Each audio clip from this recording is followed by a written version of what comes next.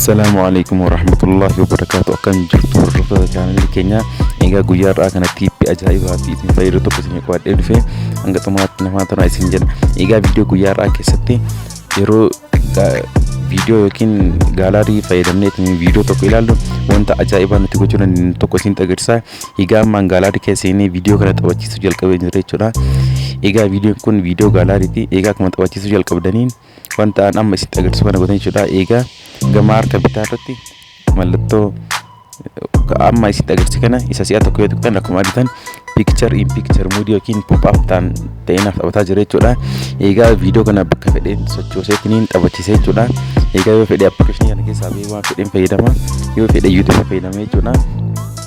Egaa wanti kun applicationidhaan ture future Samsung of keessatti dabalatee dhufeedha. Waan baay'ee nama ajaa'ibuudha. Akkasiin fayyadu abdiin qaba. Isinitti haa ta'u.